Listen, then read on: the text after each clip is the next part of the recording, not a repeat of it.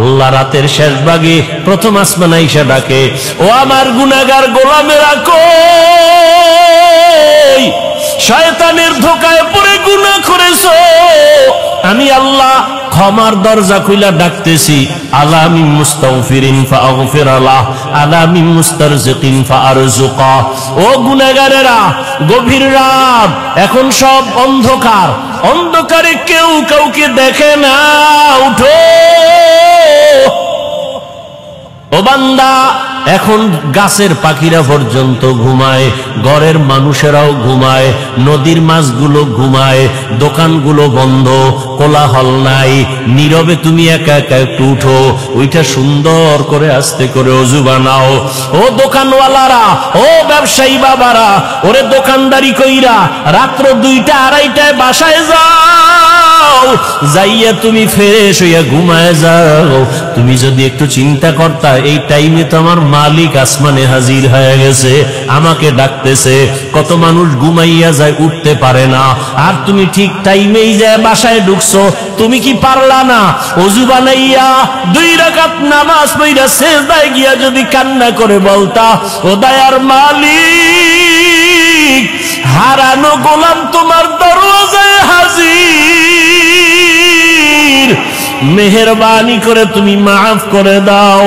ইমাম সাহেব পরামর্শ দিয়ে দিল, বাবা ভোর রাত্রে আমার মাওলা বড় দয়ার নজর দিয়া তাকায়, আপনি গোপনে একা একা ওযু বানায় ঘরের কোণে একটু নামাজ পড়বেন, আর আমার মাওলার কাছে কান্না করবেন। চোখের পানি দেখলে মা বাবার মায়া সন্তানের দিকে বেড়ে যায়, ছাত্রের চোখে পানি দেখলে শিক্ষকের মায়া বেড়ে যায়, আসামির চোখে পানি দেখলে বিচারকের মায়া বেড়ে যায়। ওরে ওদের থেকে আমার আল্লাহর মায়া কি কম? আল্লাহ বলে, গোলাম তোর মা বাবার থেকে আমি মাওলার মায়া যে কত গুণ বেশি। সন্তানের কান্না দেখলে যদি মা বাবার অন্তরে মায়া হয়, ওরে ওই মা বাবায় তো তোরে বানায় না, এত সুন্দর চেহারাটা দিয়া বানাইছি আমি, তোর জবান দিয়া কথা বলার শক্তি দিয়েছি আমি, আরে তোরে খানার ব্যবস্থা করেছি আমি, ঘুমের ব্যবস্থা করেছি আমি। ওরে বান্দা, তুই আমার দেওয়া জবান দিয়া যদি একবার আল্লাহ বলিয়া মোহাব্বতে ডাক দাও, ওরে আমি মাওলার কুদরতি অন্তরে মায়ার জোশ, আমি আল্লাহ পাক রহমতের দরজা দিয়া তোরে ডাক দিয়া নিয়া বলবো, আয় আয়। ওরে চোখের পানিটা যখন তুই ছেড়ে দিবি, আমি আল্লাহর মায়া কেন হবে না? 99 গুণ মায়া নিয়ে আমি তোর দিকে তাকাইয়া থাকি। কখন তুই জিহ্বা দিয়ে আমি আল্লাহকে মায়া করে একবার আল্লাহ বলে ডাক দিবি? ইমাম সাহেবের পরামর্শ নিয়া ওই জাহান্নামী গুনাহগার বান্দা রাতের গভীর, আজ রাতে আর ঘুমায় না, রাতের শেষ ভাগে আজকে মালিকের ডাকবে। ইমাম সাহেবের পরামর্শ নিয়া ওই আল্লাহর বান্দা রাতের বেলা যখন শেষ ভাগ চলে আসলো, অন্ধকারে রুমের পাশে একটা জায়গায় বসিয়া ওযু বানাইয়া জায়নামাজ বিছাইয়া সিজদায় পড়ে কান্না শুরু করলো, ও আল্লাহ আমারে মাফ করে দাও, আমাকে মাফ করে দাও, ইয়া রব্বি গফিরলি, ইয়া রব্বি গফিরলি, ইয়া রব্বি গফিরলি। এমন কান্না, এমন কান্না, ঘরের বাচ্চারা পর্যন্ত এক পর্যায়ে আওয়াজ বাড়তে বাড়তে সজাগ হয়ে গেছে। স্ত্রী ডাক দিয়ে কয়, ও স্বামী আমার, তুমি জীবনভর এত অন্যায় করছো, এখন কান্না করতেছো কেন? বলে, আল্লাহর কাছে ক্ষমা চাই। হঠাৎ করে গাইবি একটা আওয়াজ, এরে বান্দা তুই যতই কাঁদো তোর ক্ষমা নাই, ক্ষমা নাই, ক্ষমা নাই। ওরে তুই কান্না করে কি লাভ? এত বড় বড় অন্যায় তুই করছো। আওয়াজটা স্ত্রী পর্যন্ত কানে শুনছে। এবার আল্লাহর বান্দা কান্না বন্ধ করে না, আরো জোরে জোরে ফোফায় ফোফায় কান্না করে, আরো জোর লাগায় কাঁদে, আর বলে, ও দয়ার মালিক, গুনার কারণে ফিরাইয়া দিও না, ওরে আমার মতো গুনাহগার কেউ নাই, শয়তানের ধোকায় পড়ে গুনাহ করলাম, গুনার কারণে আমার হাত না পাক, আমার চোখ না পাক, আমার জিহ্বা না পাক, আমার অন্তর না পাক, আমার মতো জাহান্নামী কেউ নাই। মানুষ আমারে ভালো বলে, আসলে আমি তো বড় খারাপ মানুষ। আমার জবানটা গুনার কারণে না পাক, আমার চোখ দুইটা গুনার কারণে না পাক। স্ত্রী ডাক দিয়া বলে, তুমি গাইবি আওয়াজ শুনো নাই, তোমার ক্ষমা নাই, তুমি আবার কান্না করো কেন? আল্লাহর বান্দা বলে, বিবি বলো, এই কান্নার দরজা বাদ দিয়া অন্য কোন দরওয়াজা আছে নাকি, বলো, সেখানে গিয়া কান্না করব। স্ত্রী বলে, আর কোন দরওয়াজা নাই। বলে, তাহলে যেহেতু একটাই দরওয়াজা, গফফার নামের দরওয়াজা, রহমান নামের দরওয়াজা, এই দরওয়াজা ছাড়া যেহেতু আর কোন দরওয়াজা নাই, আমাকে ক্ষমা না করলে আমি কান্না বন্ধ করব না, আমি কান্না করেই যাব। একটা সন্তান কান্না করলে মা বাবায় যদি মায়া করে, একটা ছাত্র কান্না করলে যদি শিক্ষকের মায়া বাড়ে, আমার রহমানের দরজা আমি ছাড়ব না, কান্না করতেই থাকবো।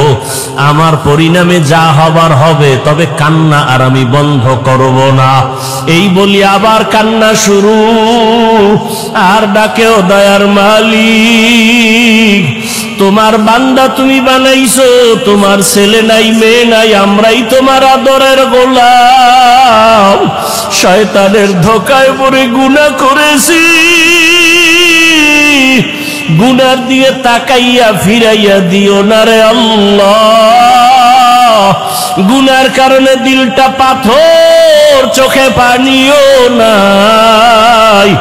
ও আমার গুনাহগার বাবারা, ও যুবক বাবারা, চোখে কি পানি নাই?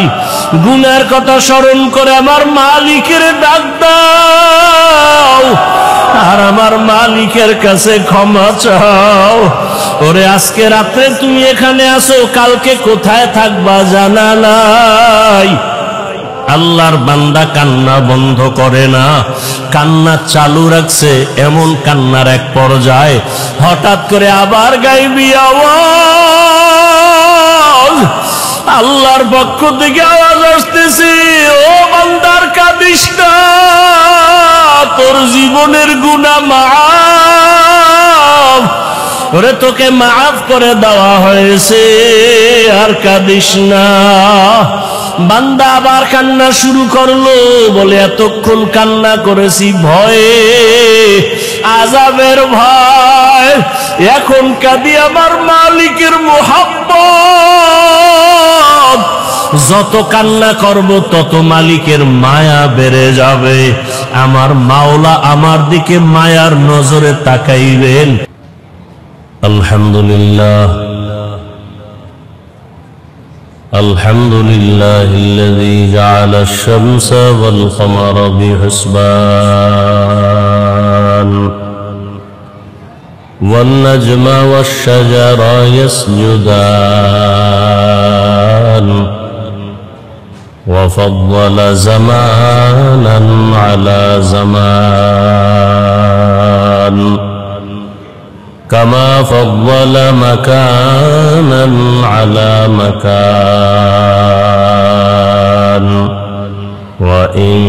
وإنسانا على إنسان ونشهد أن لا إله إلا الله وحده لا شريك له لا ضد له ولا ند له ولا مثل له ونشهد أن سيدنا ومولانا محمدا عبده ورسوله اللهم صل على محمد النبي الأمي وعلى آله وسلم تسليما وبعد فأعوذ بالله من الشيطان الرجيم بسم الله الرحمن الرحيم يا أيها الذين آمنوا اتقوا الله ولتنظر نفس ما قدمت لغد واتقوا الله إن الله خبير بما تعملون. وقال رسول الله صلى الله عليه وآله وسلم الدنيا سجن المؤمن وجنة الكافر. صدق الله مولانا العظيم وصدق رسوله النبي الأمي الكريم ونحن على ذلك من الشاهدين والشاكرين والذاكرين والحمد لله رب العالمين.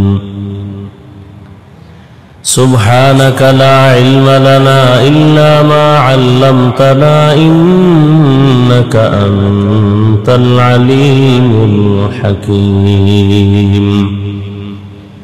رب اشرح لي صدري ويسر لي أمري واحلل عقدة من لساني يفقه قولي.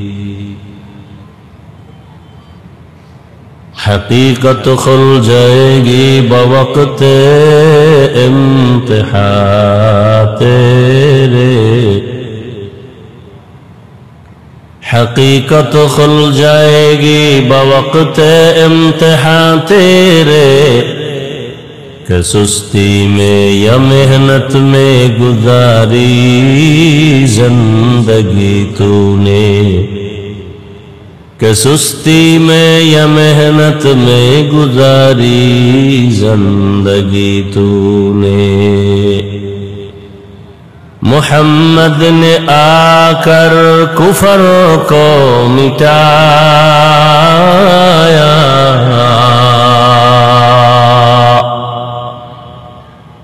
محمد نے آ کر کفر کو مٹایا.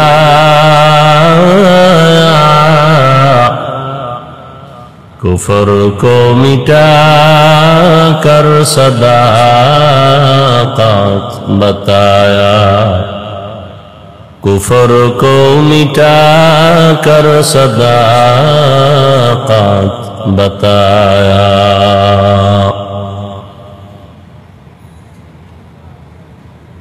অধ্যকার ওয়াজ মাহফিল, উপস্থিত মোহতারাম সম্মানিত সভাপতি, হযরত উলামায়ে কেরাম,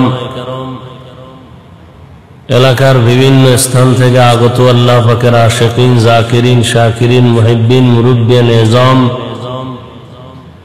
কলিজার টুকরা আমার সমবয়সী যুবক বন্ধুগণ, স্নেহের ছোট ভাই, পর্দার আড়ালে মাইকের আওয়াজ শ্রবণরতা মা বোনেরা, আল্লাহ পাকের দরবারে শুকর যে আল্লাহ পাক আমাদেরকে সুস্থ রেখেছেন, আলহামদুলিল্লাহ। দরুদ ও সালাম সৈয়দুল মুরসালিন, রাহমাতুল লিল আলামিন, শফিউল মুজনিবিন, খাতামুন নবিয়্যিন, সৈয়দুস সাকালাইন, ইমামুল মুরসালিন, হযরত মুহাম্মদুর রাসূলুল্লাহ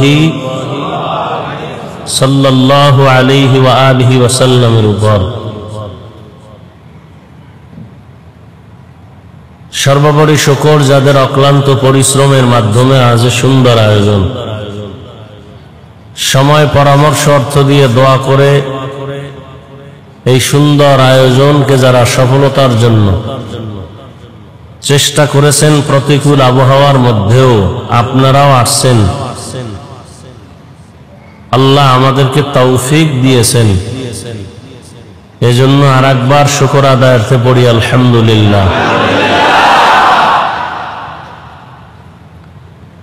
দরুদ ও সালাম সৈয়দুল মুরসালিন, রাহমাতুল লিল আলামিন, শফিউল মুজনিবিন, খাতামুন নবিয়্যিন, সৈয়দুস সাকালাইন, ইমামুল মুরসালিন, হযরত মুহাম্মদুর রাসূলুল্লাহ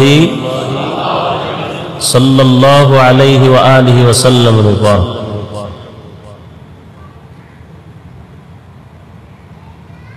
মসজিদের বাহিরে বয়ান করা পরিবেশ একটা, ভেতরে কথা বলার পরিবেশ আর একটা। কারণ পৃথিবীর মধ্যে শ্রেষ্ঠ স্থান কি? মসজিদ। এটা এত বড় দামি যে মসজিদে ঢোকার পরে মানুষ দুনিয়াবি কথা বলা নিষেধ। অর্থাৎ এখানে ঢোকার পরে দুনিয়ার সাথে কোনো সম্পর্ক থাকবে না।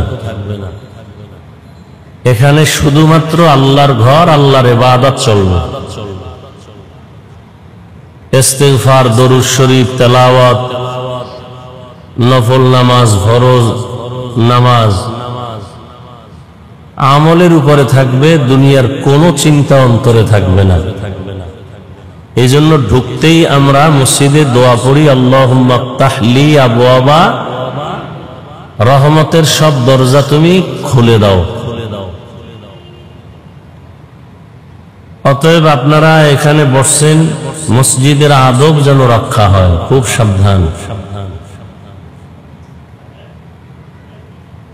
মসজিদের আদব 1 নাম্বার, উঁচু আওয়াজ না দেওয়া, স্বাভাবিক আওয়াজে কথা বলা।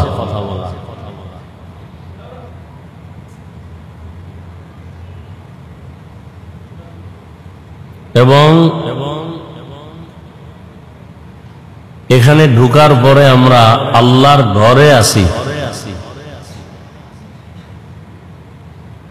অন্য জায়গার থেকে এই জায়গাটা বড় দামি। আর আজকে যে মজলিসটা এখানে হচ্ছে এটা বড় আরো দামি।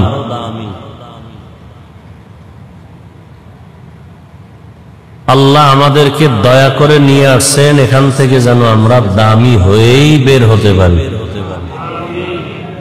আল্লাহ তৌফিক দান করেন। বয়ান কি করব, বয়ান তো আপনারা সবাই জানেন। গোটা পৃথিবীর অবস্থা বড় করুণ।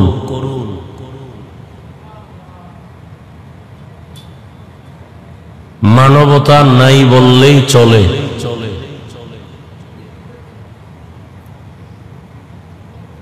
কারণ একটা মানুষ, একটা কুকুর কষ্ট পেলে সইতে পারে না, কিন্তু সেই মানুষগুলো এখন পাগলের মতো হয়ে আছে মানুষকে খাওয়ার জন্য, মারার জন্য।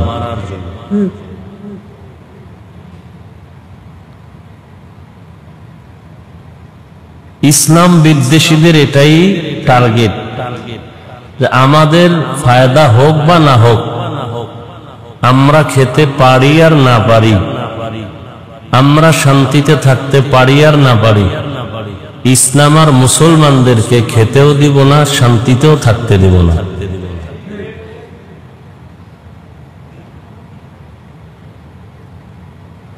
এখন মুসলমানদেরকে শান্তিতেও থাকতে দিবে না, খেতে দিবে না, এটার জন্য পলিসি কি? প্রথম পলিসি, মুসলমানদের মাঝে ডিভাইডেড তৈরি করো, দলে দলে ভাগ করো, এক ভাইকে আর এক ভাইয়ের বিরুদ্ধে লাগায় দাও, এক হুজুরকে আর এক হুজুরের বিরুদ্ধে লাগাও, এক ইমামকে আর এক ইমামের বিরুদ্ধে লাগায় দাও, এক পীরকে আর এক পীরের বিরুদ্ধে লাগায় দাও। মুসলমানরা নিজেদের মধ্যে দ্বন্দ্ব করবে, কলহ দ্বন্দ্ব। আমরা শান্তিতে থাকতে পারলাম কি না পারলাম এটা পরের কথা, মুসলমান যেন শান্তিতে থাকতে পারে না, এই টার্গেট নিয়ে সব বিধর্মী এক প্ল্যাটফর্মে কাজ করতেছে। আমাদের দেশেও এই দ্বন্দ্ব, এই ডিভাইড চলতেছে। দূরত্ব, এক হুজুরের বয়ান একভাবে চলতেছে, এটার বিরুদ্ধে আর একজনে বয়ান করতেছে, একে অপরের বিরুদ্ধে আমরা লেগেই আছি। কে টুপি কোন লাইনের পড়লো এ নিয়ে দ্বন্দ্ব। টুপি কার সুন্নত এটা নিয়ে দ্বন্দ্ব কেন? যে টুপি পরে না তার সাথে দ্বন্দ্ব নেই, যে পরে তার সাথে দ্বন্দ্ব। চিন্তা করতে পারেন।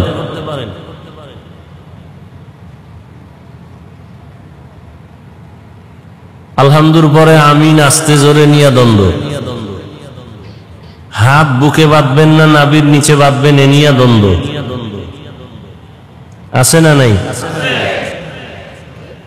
চট্টগ্রামের মানুষ আমাকে বলেন তো, বাইতুল্লাহ যারা গেছেন, হজে গেছেন, ওমরায় গেছেন, আপনারা তো দেখছেন, আর যারা যান না হয়তোবা শুনছেন, বাইতুল্লাহ তো ওমরা বা হজে দুনিয়ার সব মুসলমানরাই তো আসে, আসে না? দুনিয়াতে যত লাইনের মানুষ আছে, যত লাইনের আকীদাওয়ালা আমলওয়ালা মানুষ, ওখানে গেলে দেখা যায় কেউ নামাজে হাত ছাইরা দিয়া দাঁড়ায় আছে, কেউ বুকে হাত বেঁধে আছে, কেউ নাভির নিচে হাত বেঁধে আছে, কেউ ঘুমাইছে আর ইকামত হয়ে গেছে ওইটা নামাজে দাঁড়াইছে আর ওযু লাগে নাই, কেউ আবার নামাজে দাঁড়ায় গেছে, তেলাওয়াত চলতেছে ইমাম সাহেবের, সে মোবাইলে নামাজের ভেতরে কথা বলতেছে, আবার মোবাইল পকেটে রেখে দিছে, নামাজ চলছে। আবার কেউ সেজদায় যাওয়ার সময় পকেট থেকে একটা কাঠের টুকরা বের করে কপালের নিচে দিতেছে, জমিনে সেজদা দিব না, ইবলিস সেজদা করে জমিন নাপাক করছে, এই জন্য কাঠের টুকরা বের করে সেজদায় যাওয়ার আগে। আমি যেটা বুঝাইতে চাই, তাহলে হার লাইনের মানুষ দুনিয়াতে যে আছে মুসলমান, সব মানুষ কি বাইতুল্লাহ মদিনায় আসে না নাই? আসে না? আসে না? আসে। আপনি যে গিয়ে নামাজে দাঁড়াবেন, আপনার পাশে একজনের হাত সাইডে দিয়ে দাঁড়ায় আছে, কেউ মোবাইলে কথা বলতেছে, কি নামাজের সামনে দিয়ে দৌড়ায় হাইটা যাইতেছে। আজও পর্যন্ত আপনারা শুনছেন এ নিয়ে তাদের মধ্যে দ্বন্দ্ব হইয়া ঝগড়া হইয়া দুই একজন মারা গেছে? হ্যাঁ, তা আমাদের দেশে এত ঝামেলা কেন, এত ঝগড়া কেন, দ্বন্দ্ব কেন, দূরত্ব কেন, সালাম দেয় না, নেয় না, কারণ কি? বিষয় কি?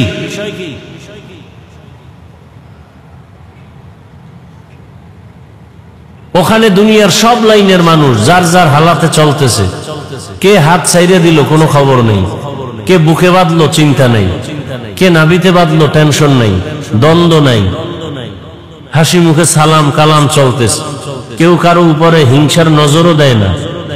আমার দেশে কি বদনজর লাগলো, কি অভিশাপ যে মসজিদের ভিতরে দ্বন্দ্ব, বাহিরে দ্বন্দ্ব, নামাজে দ্বন্দ্ব, প্রত্যেকটা আমলের লাইনে দ্বন্দ্ব, দূরত্ব, ডিভাইড, দলে দলে দলে দলে মানুষ বিভক্ত হয়ে যাইতেছে।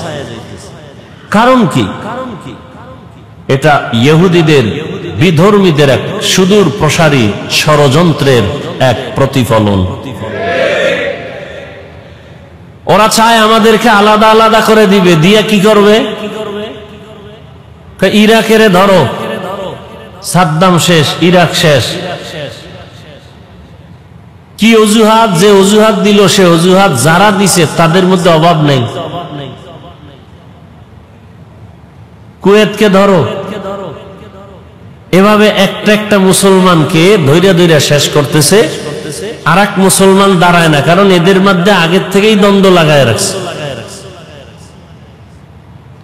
আমাদের দেশের হালাত এমনই চলতেছে।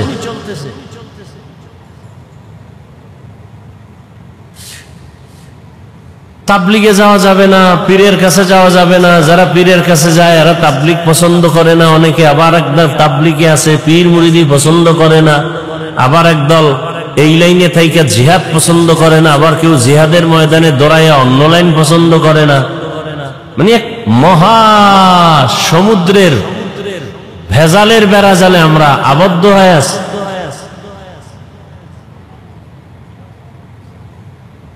এখনো আমাদের মধ্যে আজকে হিসাব করেন, খোঁজ নেন, মাথা খাটান, সারা দুনিয়ার মধ্যে মুসলমান বেশি এবং খনিজ সম্পদ মুসলমানের হাতে। মাস্তানি করে বেঈমানেরা, বাহাদুরি করে বেঈমানেরা। কি আমাদের, আচ্ছা বাদ দেন বাহিরের কথা, একটু পরে আমার দেশের হিসাব নেন তো। আমার দেশে তুলনামূলক মাদ্রাসা কম না বেশি? আলেম ওলামা, তাবলিগ, পীর মাশায়েখ, ওলিয়া উলিয়া, মাদ্রাসা বেশি, আলেম ওলামা বেশি, তাবলিগ বেশি, পীর মুরিদি বেশি, সব বেশি, মুসলমানের সংখ্যা বেশি। তাহলে আজকে তো বাংলাদেশের যে পরিস্থিতি, মানুষ তো সবাই আলেমদের দিকে দৌড়াইতো, যে না আলেম ছাড়া আমরা আর কারো কথা মানব না। অনেক কথা শুনছি অনেকের, অন্ধের মতো, এতে শান্তি আসে নাই। এখন ওলামায়ে কেরামদের পথ ছাড়া, মত ছাড়া, তাদের থেকেই রসুলের আদর্শ নিয়ে আমরা চলবো। মানুষ তো এইভাবে একটা আওয়াজ দেওয়া উচিত ছিল কি? বরং সে আগের মতোই আলেমের বিরোধিতা চলছে। অনেক জায়গায় শুনতেছি স্টেজ থেকে আলেমের মাইক টাইনে নিতেছে, বয়ান বন্ধ করে দিতেছে, ইমামকে মসজিদ থেকে বের করে দিতেছে। এই ঘটনা ইদানিং কালে শুনতেছেন না, শুনেন না? কারণ কি? এখানেও আপনাদের দুর্বলতা তো আছেই। আমাদের উলামায়ে কেরামদের একতাবদ্ধতার দুর্বলতাটা আরো বেশি সমস্যা। আর আলেমরা যে এক হবে, এই এক হইতে দেয় না আমাদের এই দেশের আলেমদের ভক্তবৃন্দ যারা অন্ধ, এরা।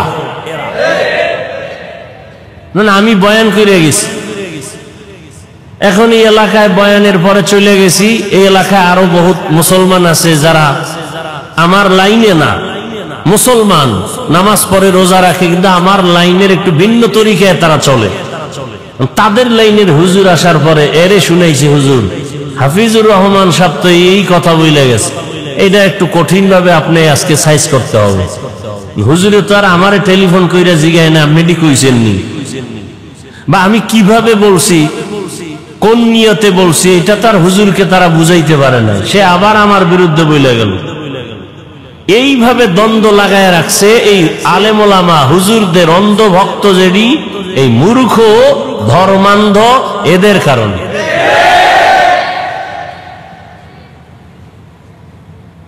আবার আমি হুজুর চিন্তা করি, যদি আপনাকে কথা না শুনি তা তো আমার গাড়ি ভাড়াও দিবেন না, তাতে আপনাদের কথাও আমার শোনা লাগে। আর না হয় নিজে জঙ্গলে গিয়া কাঠ কাইটা বাজারে বিক্রি করে সংসার চালাবো, আর স্বাধীনভাবে কথা বলবো। মরণ থাকলে মরণ হবে। এত কিছুর পরেও এ জাতির বিবেক কখন ঠিক হবে?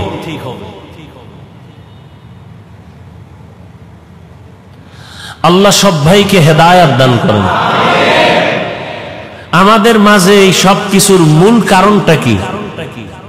এখানে যারা আপনারা আসছেন, প্রচন্ড গরম, ওদিকে বৃষ্টি, সব মিলায়া, এরপর আপনারা আগ্রহ ভরে আসছেন, সবাই মুসলমান, দ্বীনের মহব্বতেই আসছেন, কথা ঠিক না?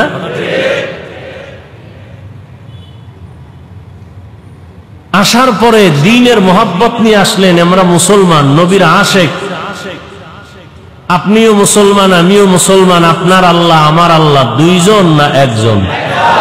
আপনাদের নবী আমার নবী এক না আলাদা? আপনাদের কোরআন আমার কোরআন, আপনাদের কাবা আমার কাবা, আপনাদের কালেমা আমার কালেমা, আপনাদের ধর্ম আমার ধর্ম। আপনি আমি দুনিয়াতে আসছি, সিস্টেম, বিদায়বেলা কাফনের সংখ্যা হবে, পুরুষের 3 কাফন, মহিলাদের 5 কাফন, কালার হবে আলাদা। কালার হবে কি? কি কালার? আমাকে হুজুরদের কালারটা একটু আলাদা হবে, তাবলিগওয়ালাদের কাফনের কালার একটু আলাদা, চরমনাইওয়ালাদের কালার আলাদা, মাইজবান্ডারওয়ালাদের কালার আলাদা, সব এক। কি কালার? এখন কালার নিয়েও কিলাকিলি চলে এই জমিন, চলে না? চলে না? বুঝেন এবার আমাকে ইমান কত তাজা। কালার নিয়েও দ্বন্দ্ব, দূরত্ব। কবরের সাইজ না চট্টগ্রামের কবর 1 বিঘাতে একটু বড় হয়? কবরে রাখার পরে প্রশ্ন কয়টা? সবার বেলায় প্রশ্ন একই সিস্টেম না আলাদা আলাদা? একই প্রশ্ন। রবের পরিচয় দাও, ধর্মের পরিচয় দাও, রহমতের নবীর।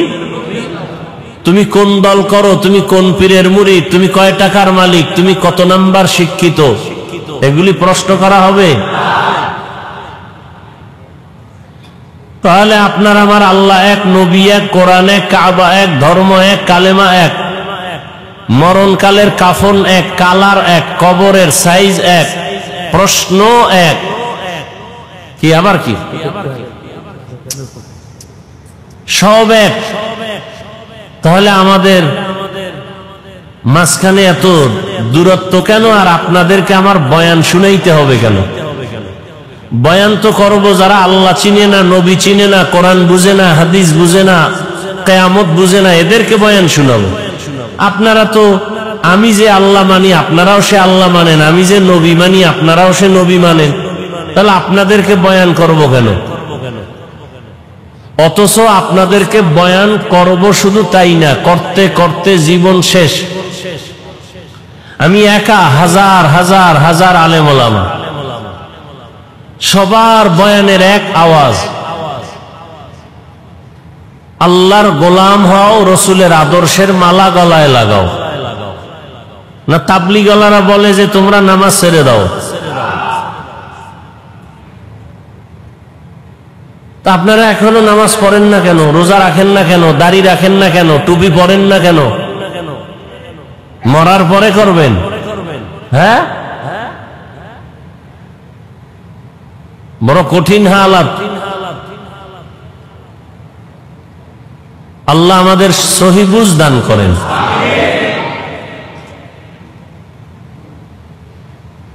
হ্যাঁ, এই সব কিছু আমরা জানি। নামাজ পড়া ফরজ কয় ওয়াক্ত?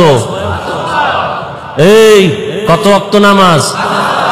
সপ্তাহে একদিন, তাহলে প্রতিদিন। মাঝে মাঝে নামাজ ছেড়ে দেওয়ার সুযোগ আছে তো? কি নামাজ ছাড়া যাবে?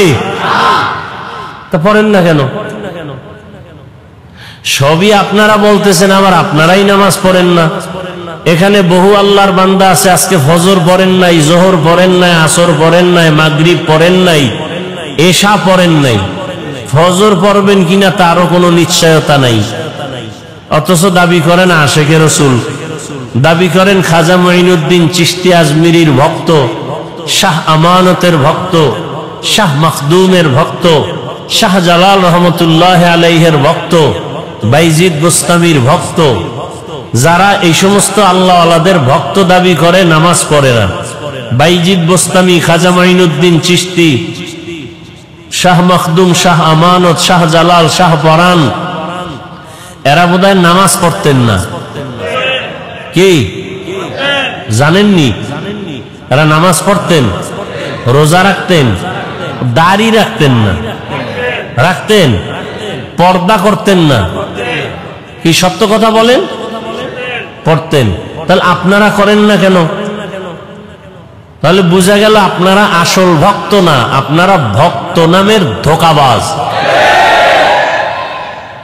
বরং আসল ভক্ত তারা যারা শাহজালাল রহমতুল্লাহ আলাইহির মোহাব্বত নিয়ে আল্লাহকে মানে, নবী মানে, নামাজ পড়ে, পর্দা করে, হালাল খায়, এরা আসল ভক্ত।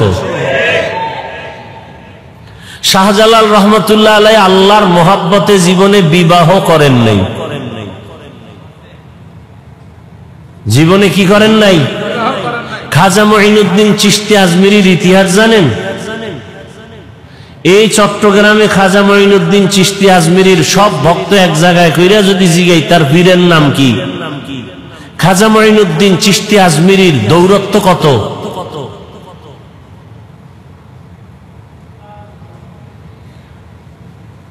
সবকিছু জানার পরেও নামাজ পড়েন না। জানেন মিথ্যা বলা হারাম, তারপরও মিথ্যা ছাড়েন না। এর একমাত্র কারণ দুনিয়ার লোভ। কিসের লোভ?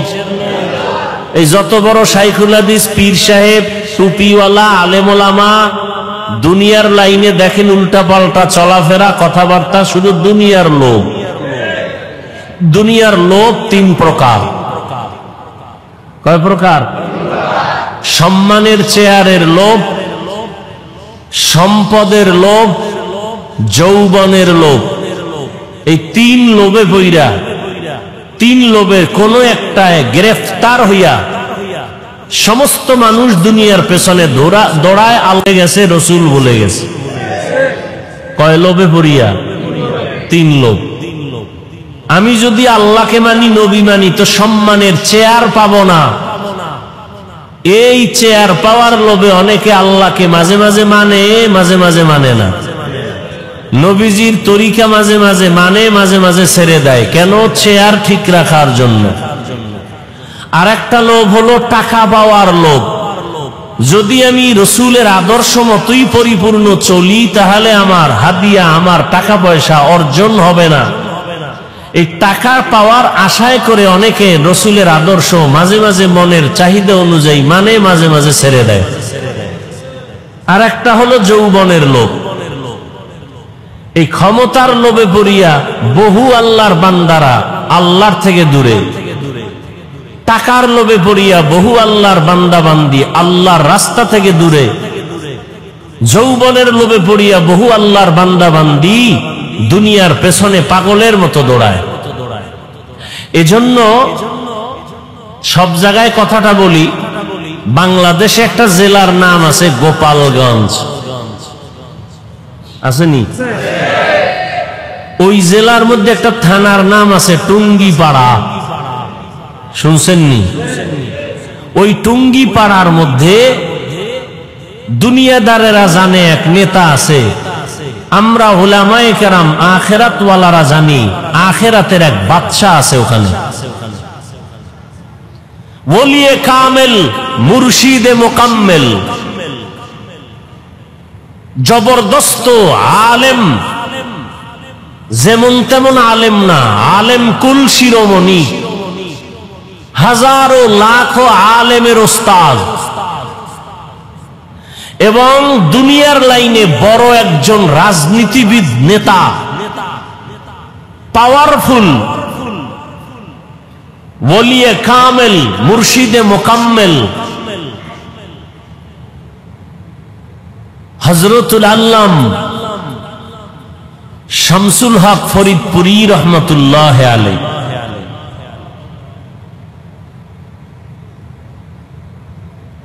ঢাকাতে বড় কাটারা মাদ্রাসা, বিশাল বড় মাদ্রাসা, কামরাঙ্গীরচর মাদ্রাসা, লালবাগ মাদ্রাসা, ফরিদাবাদ মাদ্রাসা, সব তার হাতে গড়া।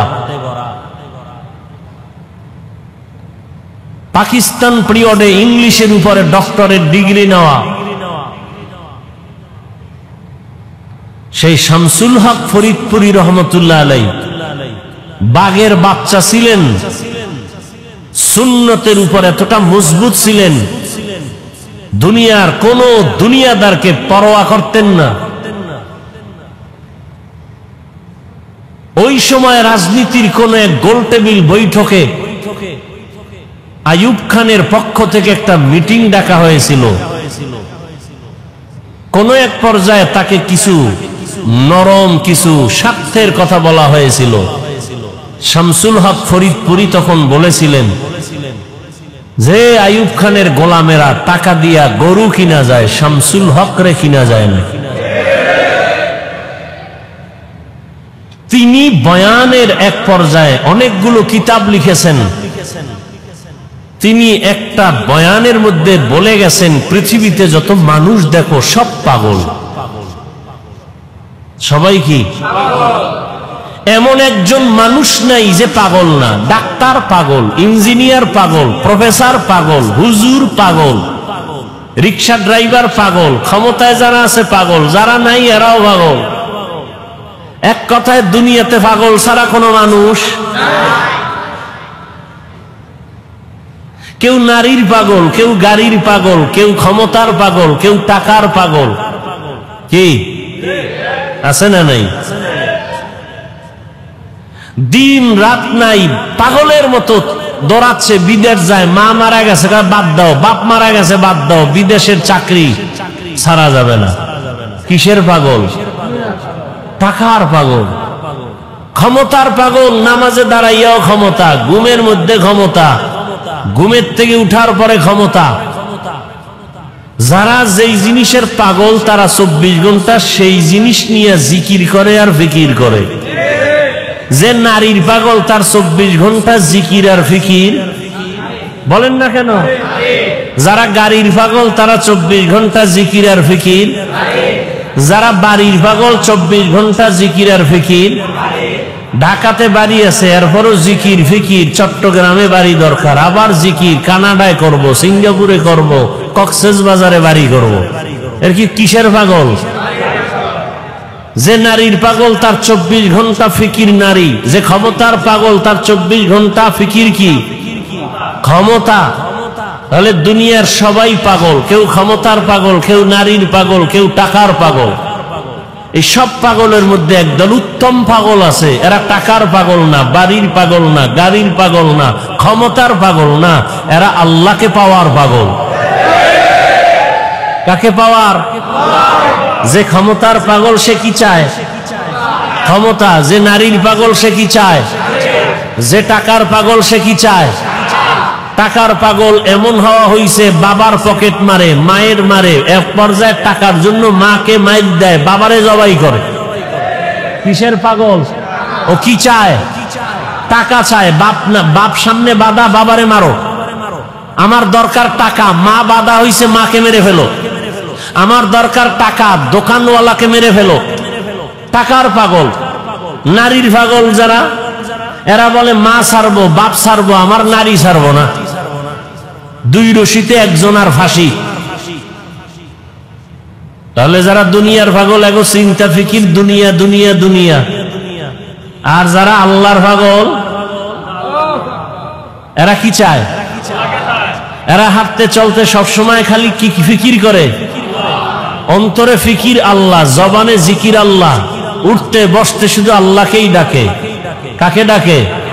ইয়া ইলাহি মুঝসে মুঝকো दूर कर, ताके देखो मुझ में तुझको एक नजर। या इलाही तू मेरा माबूद है, या इलाही तू मेरा माशूक है। या इलाही तू मेरा सत्तार है, या इलाही तू मेरा गफ्फार है। আল্লাহকে পাওয়ার জন্য যেই বান্দা পাগল, যে পাগল হইছে কেন? কইটার মধ্যে মজা পাইছে। মা বাবায় বুঝায় তুই কোন মাইয়ার জন্য পাগল হইছ, তোরে সুন্দরী রূপসী বড় লোকের মাইয়া এনে দিব, বলে দরকার নেই আমার ফেতনি বালা। চেহারা ভালো না কামার এটাই ভালো। মা বাবায় যত বুঝায়, সন্তানেই বুঝ মানতে চায় না। বলে আমি যেই মেয়েটার পিছনে পাগল হয়ে গেছি, ওরে আমার দরকার, তোমারে দরকার নাই, বাবারে দরকার নাই, টাকা লাগবে না, ভিক্ষা করে খাবো, আমার চোখের দেখার পাগল নারীটারে আমার লাগবে। তোমরা যতই বলো কালো, তা আমার কাছে এটাই কি ভালো। এখন যত বুঝায় সে বুঝতে চায় না। সবাই বলে সে এখন মেয়ের জন্য পাগল হয়ে গেছে, ওর মাথা ঠিক নাই, ও এখন পাগল ভেসে চলতেছে, এখন ওরে সবাই ছেড়ে দাও, ওর পাগলামি নিয়ে ও আছে, ওখানে মজা পাইছে, ওই মজা ছাড়বে না। টাকার পেছনে যারা ঘুরে দৌড়ায়, 1000 বার বুঝানোর পরও বলে হারাম খাবি না, এরপরও হারামের ভিতরে মজা। কুকুরের যতই বুঝাও পায়খানা খাওয়া ভালো না, তোর জন্য ফ্যান আছে, ভাতের মার আছে, তোর জন্য খানা আছে আলাদা, বাথরুমে গিয়া পায়খানা খাইও না। কুকুরের যত বুঝাবে পায় না, আমার ওটাই মজা বেশি। কথা ঠিক নি? এরে নবীর উম্মত যারা আমার আল্লাহ পাকের আশিক, ওরা গবেষণা করতে করতে, ফিকির করতে করতে চিন্তা করলো, আমার মা আমার বাবা আমার আসল কেউ না, একমাত্র আমার আসল কে? রিজিকের মালিক আমার আল্লাহ, হায়াতের মালিক আমার আল্লাহ, ইজ্জতের মালিক আমার আল্লাহ, আমাকে সুস্থ রাখার মালিক কে? আল্লাহ, সম্মান দেওয়ার মালিক আল্লাহ, ইজ্জত নেওয়ারও মালিক কে? চেয়ারে বসাইয়া দেয় কে? এই চেয়ার থেকে নামায়া দেয় কে? সব কিছুর মূলে আমার আল্লাহ। আমি যদি ঘুমায় যাই, ঘুম থেকে যদি না উঠি, আমার আল্লাহ যদি না উঠতে পারবো না, আমাকে ঘুম পাড়ায় দেন কে? আল্লাহ। ঘুম থেকে উঠার সুযোগ কে দেন? আল্লাহ। আল্লাহ যদি কয় না তোর এই শেষ ঘুম, আমার মা বাবায় জীবনে ঘুম থেকে সজাগ করতে আর পারবে না। এই চিন্তা করতে করতে করতে করতে অন্তরের মধ্যে একটা মজার ঘেরান আসতে থাকে। আসলে আমার মা আপন না, বাবা আপন না, ভাই আপন না, টাকা আপন না, মাল আমার আপন না, একমাত্র আমার ইহকাল পরকালে আমার ভালোর জন্য সর্বক্ষেত্রে আমার একমাত্র আপনকে। এই বুঝটা যখন এসে যায়, তখন দুনিয়ার সবাই যদি বলে নামাজ ছাড়িয়া দে, দাড়ি কেটে ফেল, ওই বান্দা বলে চাকরি ছাড়বো তারপরও দাড়ি কাটবো না। ইয়া ইলাহি মুঝসে মুঝকো দূর কর, তাকে দেখো মুঝ में तुझको एक नजर, या इलाही तू मेरा माबूद है, या इलाही तू मेरा माशूक है। আবু জাহাল নবীরে দেখছে না 13টা বছর, যেই রহমতের নবীকে এক নজর দেখলে জাহান্নামের আগুনটা হারাম হয়ে যায়। কেমন মায়ার নবী আমার, যেই রহমতের নবীকে দেখা মাত্র পেটের ক্ষুধা থাকে না। কেমন মায়ার নবী আমার, যেই রহমতের নবী যেখানে কদম রাখেন ওখান থেকে মিশকের ঘেরান। যেই রহমতের নবী আমার, শরীর মোবারক থেকে মিশকের ঘেরান, নবীজির ঘাম থেকে মিশকের ঘেরান। কেমন মায়ার নবী আমার, যেই নবীকে এক নজর দেখার জন্য গর্তের পিপিলিকা পাগল, নবীকে এক নজর দেখার জন্য নদীর সমুদ্রের মাছ বড় আফসুস করে, রহমতের নবীকে এক নজর দেখার জন্য জঙ্গলের প্রাণীরা পাগল হয়ে আছে। ওই নবীকে একটা নজর দেখবে জাহান্নামের আগুন হারাম হয়ে যাবে। কিন্তু কপাল বড় খারাপ, 13 বছর পর্যন্ত ওই নবীকে পাশে বসে দেখলো, বয়ান শুনলো, এরপরও একবারও কালেমা নসিব হলো না, কালেমা পড়লো না। কে? আবু জাহাল। কারণটা কি? ওর কপাল বড় খারাপ, ও এখন পর্যন্ত দুনিয়ার লোককে কন্ট্রোল করতে পারে নাই। আর অপরদিকে 27 বছরের যুবক তরবারি নিয়ে দৌড়ায় আমার নবীকে জবাই করার জন্য। রহমতের নবীকে জবাই করতে গিয়া একটা নজর চেহারা দেখা তরবারি ফালাইয়া ডাক দিয়া বলে, রহমতের নবী দয়া করে কালেমা রশি আমার গলায় লাগায় দেয়।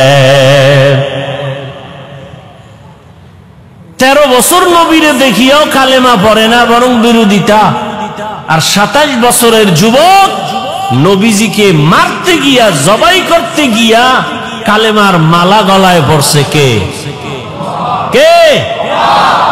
এর নাম হেদায়েত, এর নাম কফাল। এরে আল্লাহর বান্দারা, দুনিয়াতে কে পাঠাইছেন আমাদের? আমরা জোর করে আসতে পারছি? হ্যাঁ, আমরা জোর করে কেউ আসতে পারি নাই। দয়া করে আল্লাহ আমাদের পাঠাইছেন।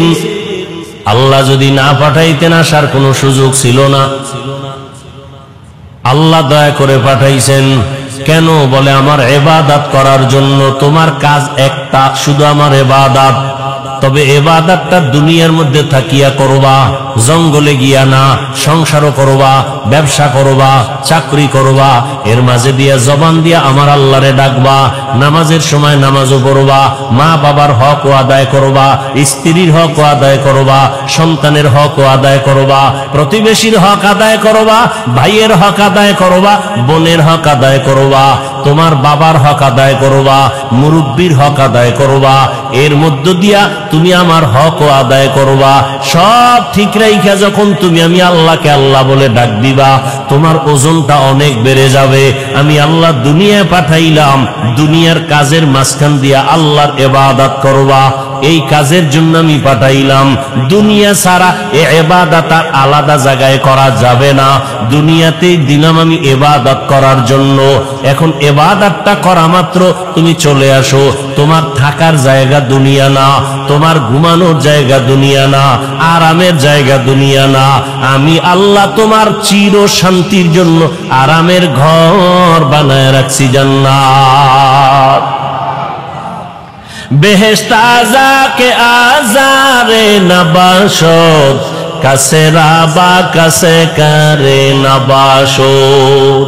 আল্লাহ সতর্ক বাণী দিয়ে বললেন, ইয়া আইয়ুহাল্লাযীনা আমানুত্তাকুল্লাহ, ও মুমিন আমি আল্লাহকে ভয় কর। ওয়াল তানজুর নাফসুম মা কদ্দামাত লিগাদিন ওয়াত্তাকুল্লাহ, সামনে তোমার একটা জীবন আছে, ওই জীবন তোমার আসল জীবন। দুনিয়ার জীবনের তোমার কোনো মূল্য নাই, 1 ঘন্টার গ্যারান্টি নাই, 1 সেকেন্ডের কোনো ভরসা নাই।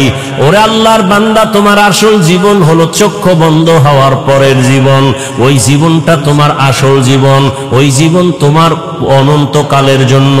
সম্বল সঞ্চয় করছো কিনা ভালো করে নজর নাও।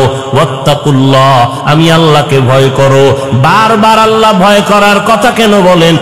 আল্লাহকে ভয় না করলে মানুষ অন্যায় থেকে দূরে থাকবে না। সন্তান মা বাবারে যদি ভয় না করে, ওই সন্তান মা বাবার সামনে অন্যায় থেকে ফিরবে না।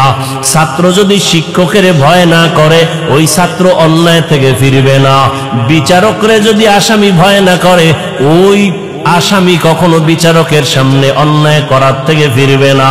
যেই মানুষ আমার আল্লাহকে ভয় করবে না, ওই মানুষ অন্যায় করা ছাড়বে না, বারবার অন্যায় করবে।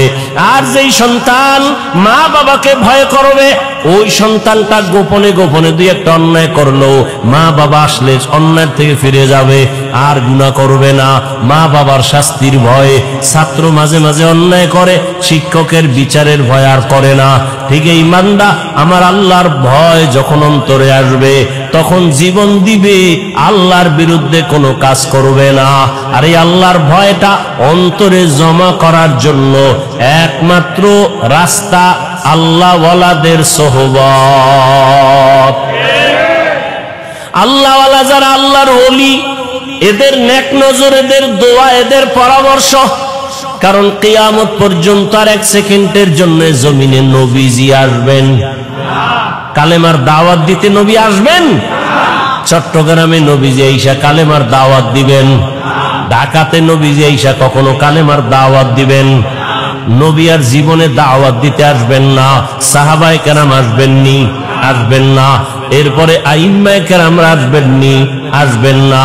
বড় বড় বড় বড় আউলিয়ায়ে কেরামরা আসবেন? খাজা মঈনুদ্দিন আসবেন দাওয়াত দিতে? আর আসবেন না। কিয়ামত পর্যন্ত একমাত্র জান্নাতের পথ পাওয়ার ঠিকানা উলামায়ে আহলে হকের সোহবত। উলামায়ে আহলে হকের সোহবত। এই জন্য আল্লাহ বলেন, বারবার আমাকে ভয় কর। আমাকে ভয় না করলে হাজারো বয়ান শুনবা, তোমার এই বয়ান অন্তরের মধ্যে যাবে না। কারণ তোমার অন্তরে আল্লাহর আযাবের কোনো ভয় নাই।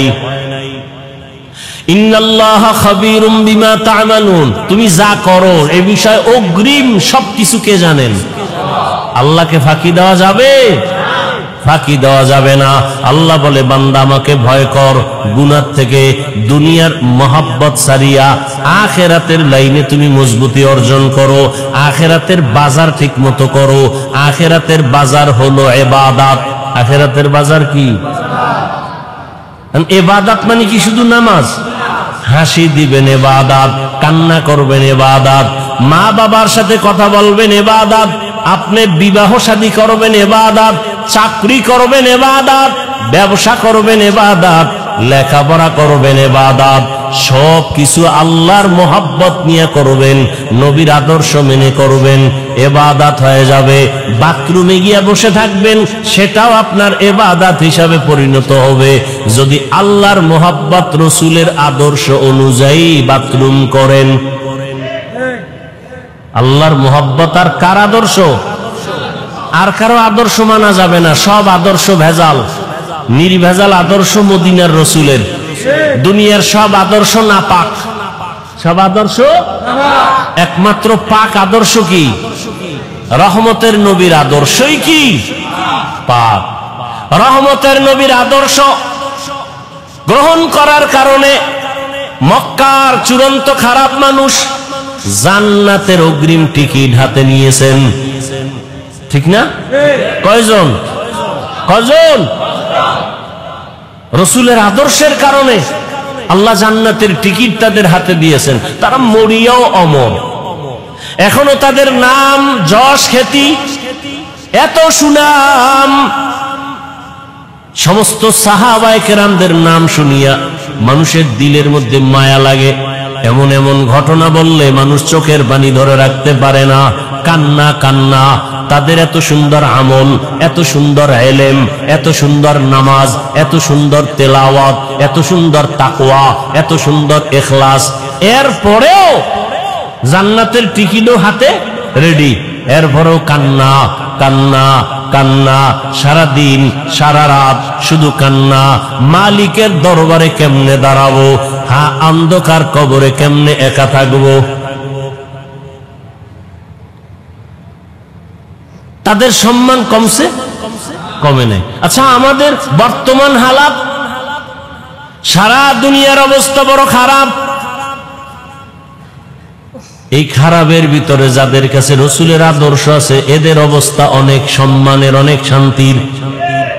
এদের মতো শান্তিতে সম্মানে আর কেউ নাই। একজন আল্লাহর বান্দা টুপি পরে না, জামা পরে না, পাগড়ি পরে না, দাড়িটা রেখে দিছে। এই ভাই তুমি পাগড়ি পরো না, দাড়িটার উপরে মজবুত কেন, দাড়ি ছাড়বো না। পাগড়ি মাঝে মাঝে পরলাম না পরলাম নাই, দাড়ি ছাড়বো না কেন? আমি চিন্তা ভাবনা করে দেখলাম মরার পরে আমার সাথে রসুলের একটা আদর্শ যাবে, সেটা দাড়ি। মরার পরে কোন আদর্শটার সাথে যাবে? দাড়ি। জাহিরি ভাবে দেখা যাবে দাড়ি।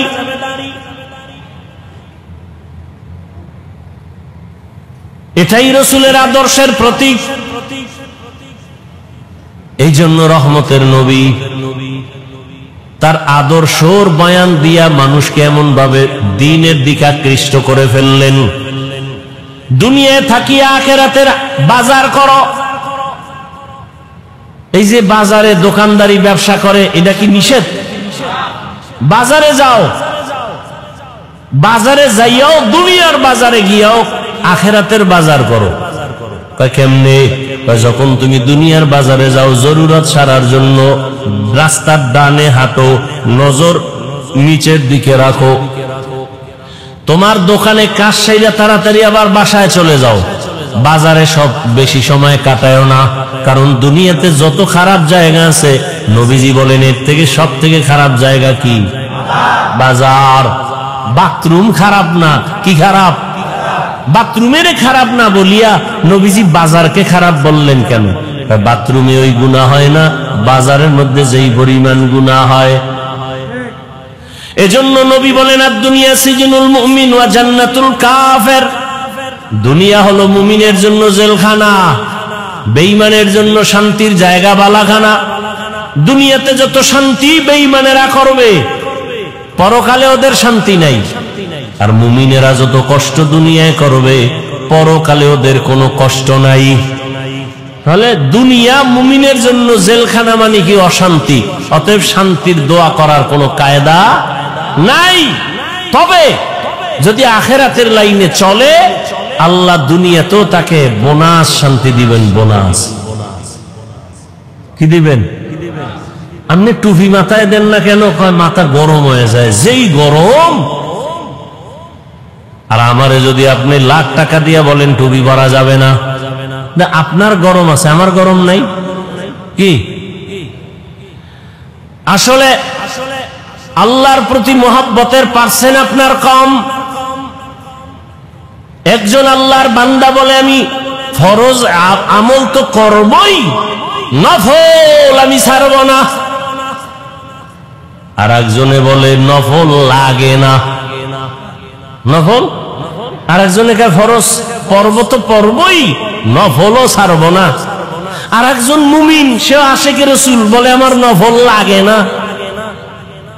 মোহাব্বতের পার্সেন্ট যেমন, ইবাদতের সীমানাও তেমন। মোহাব্বতের পার্সেন্ট আপনার টুপি মাথায় দিতে গরম, আর একজনের মাথায় টুপি, এর উপরে আবার পাগড়ি, এর গরম কই? এর গরম যা কিছু আছে এর অন্তরে আসল গরম ঢুকায় রাখছে, দুনিয়ার গরম কিছুই না। যদি আমি টুপি পাগড়ি ছাড়া চলি, হাসরের ময়দানের গরম তারও কঠিন, হাসরের ময়দানের গরম আরো কঠিন। এই গরম তো কোনো গরমই না। দিনের বেলা সূর্য, রাতের বেলা নাই, এরপরেও কেন এত গরম? সূর্য তো দিনে আসিল, রাত্রে আছে নাই, এরপরও কেন এত গরম? আর এই সূর্যটা বিজ্ঞানীরা বলে 9,30,00,000 মাইল উপরে। এই সূর্যের একটা মুখ নিচে দেওয়া, বাকি সব উপরে। আবার এই মুখটার তাপ ফেরেশতারা পানি দেয় ঠান্ডার জন্য, আবার ওই তাপটা ডাইরেক্ট জমিনে আসে না, সূর্যের নিচে একটা গ্যাসের পাতলা আবরণ আছে, ওইটা আটকাইয়া রাখে সূর্যের আলোটারে। এরপরে আস্তে করে বাকি তাপটা জমিনে ছাড়ে, জমিনে আসার পরে ওই তাপটাও বান্দার কষ্ট হবে। আল্লাহ তাআলা পোশাকের আয়োজন করে দিলেন, মাথার পোশাক চুল, শরীরের পোশাক লাগাও, সূর্যের পোশাক আলোটা ইসা তোমার যেন ডাইরেক্ট হিট করতে না পারে। জঙ্গলের প্রাণীর পোশাক হইল পশম, শরীরের উপরে পশম, এরপরে চামড়া আল্লাহ দিয়া রাখছেন। আবার এই পোশাকের মধ্যে রহমতের নবী সবুজটাও ব্যবহার করেছেন, কালো রং ব্যবহার করেছেন, সাদাটা বেশি ব্যবহার করেছেন। কেন? 1,500 বছর পরে বিজ্ঞানীরা গবেষণা করে বের করলো রহমতের নবী সবুজ কালারটাও ব্যবহার করেছেন, কালোটাও ব্যবহার করেছেন, সাদাটা বেশি ব্যবহার করলেন কেন? বিজ্ঞানীরা এটা গবেষণা করে বের করলো সাদা কালারটা শীতের মধ্যেও শরীরের সাথে অ্যাডজাস্ট হয় এবং গরমের মধ্যেও অ্যাডজাস্ট হয়, অন্য কালার হয় না। প্রচন্ড ঠান্ডা সাদা কালার কন্ট্রোল করে, শরীরের সাথে ম্যাচিং করে দেয়। প্রচন্ড গরম সাদা কাপড় সাদা কালারে কনভার্ট করে শরীরের সাথে অ্যাডজাস্ট করে দেয়, শরীরের উপরে বেশি কোনো যেন আঘাত না করে। আরব দেশে যান, সৌদি আরবে আমি গেলাম, ওখানে দেখলাম আরে আমরা পাতলা জামা পরি, আর এরা মোটা মোটা সাদা জামা পরে, অনেক মোটা কাপড়ের জামা। গবেষণা তো ঠিকই, সাদা কাপড়ে প্রচন্ড গরমকে এই সাদা কালারটায় কন্ট্রোল করে ফেলে। ভাইরা আমার, সারা দুনিয়ার মানুষকে আল্লাহ পাঠাইছেন দুনিয়ার জায়গায় ইবাদত করার জন্য। তোমার কাজ ইবাদত। এবার তুমি খাবা কি সেই বিষয়ে চিন্তা কার? আল্লাহ কয় কি খাবি ওই চিন্তা পরে করো কেন? তোরে পাঠাবার আগেই তো এটা কমপ্লিট করে রাখছি, তো এই চিন্তা করো কেন? এটা যদি করতি নাই না আগেই তো করে দিস। তুই দুনিয়াতে বাঁচবি কত ঘন্টা, কত লোকমা খানা তোর মুখে যাবে সব বরাদ্দ, কত ডোক পানি তুই পান করবি সব লেখা, কত ঘন্টা তুমি ঘুমাইবা তাও সিলেক্ট করে রাখছেন আমার আল্লাহ, সব তোমার রিজার্ভে আছে। তুমি একবেলা খাও নাই, ওটা তোমার জন্য রিজার্ভে নাই, তোমার একবেলা খানা হবে না, সব আল্লাহ রেডি করে দুনিয়ায় পাঠাইছেন। দুনিয়ার তোমার আলোর দরকার, আগে সূর্য বানাইছেন, তোমার চলার জায়গা দরকার, জমিন বানাইছেন, পানির দরকার, সমুদ্রের পানি, ওদিকে বৃষ্টির পানি, সব ব্যবস্থা করে দিয়ে আল্লাহ বলেন তোমার একটাই কাজ আমার ইবাদত। দুনিয়ার সব মানুষ 24 ঘন্টা ইবাদত করে। 24 ঘন্টা কি করে? আল্লাহ সূর্য ডারে চাঁদকে ক্যালেন্ডার বানায় দিছেন। 24 ঘন্টা দুনিয়ার মানুষ নামাজে আছে। আমরা এখন পড়ি নামাজ, এর 5 মিনিটের আধা ঘন্টা পরে আর এক দেশে নামাজ শুরু, এর 1 ঘন্টা পরে আর এক জায়গায় নামাজ শুরু, আবার 3 ঘন্টা পরে সৌদি আরবে শুরু। হ্যাঁ, এইভাবে টোটাল দুনিয়াটাকে আল্লাহ পাক ক্যালেন্ডারের সাথে সূর্য, অর্থাৎ আল্লাহর ইবাদত এক টাইমে করবে না, দুনিয়াতে 24টা ঘন্টাই বান্দা আমার ইবাদত করবে। 1 সেকেন্ড যেন ইবাদত থেকে খালি না থাকে। আমরা রাত্রে ঘুমাইছি, নামাজ পড়ি না, রেস্টে আছি, ইবাদত থেকে একটু জাহিরি ভাবে ইবাদত থেকে আমরা একটু রেস্টে আছি, চুপচাপ। আল্লাহ কয় দুনিয়ার অন্য জায়গায় তো তোমার মতো বান্দা বান্দিরা ইবাদত করতেছে, সেখানে সূর্য আছে, রাত না।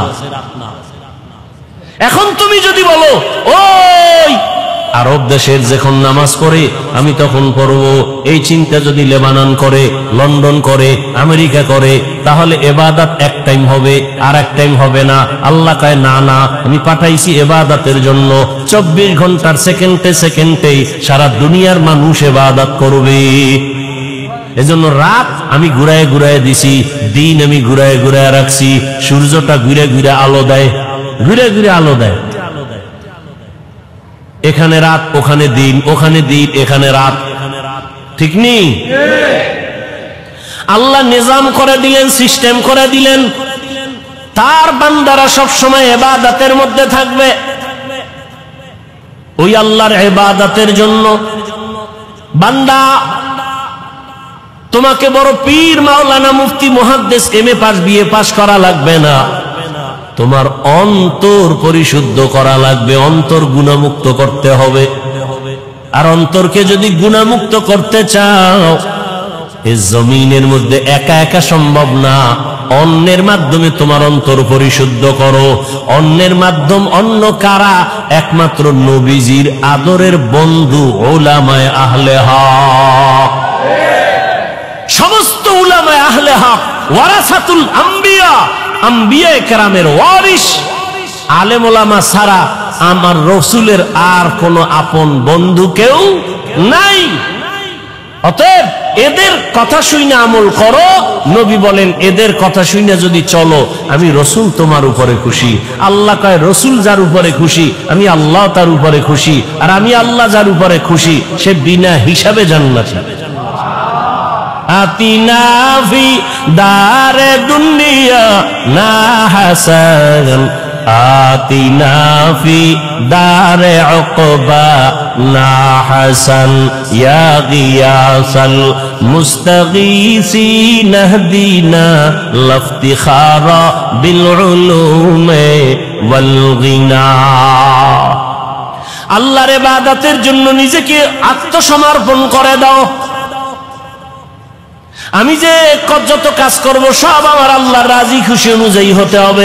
ইন্না সালাতি ওয়া নুসুকি ওয়া মাহইয়ায়া ওয়া মামাতি লিল্লাহি রাব্বিল আলামিন। ইব্রাহিম নবী দোয়া করলেন, আমার নামাজ, আমার কুরবানি, আমার বেঁচে থাকা, আমার মরে যাওয়া কার জন্য? আল্লাহর জন্য আমি বেঁচে আছি। আল্লাহর জন্য বেঁচে আছি মানে যতক্ষণ বেঁচে আছি আমি আল্লাহর হুকুম অনুযায়ী চলব।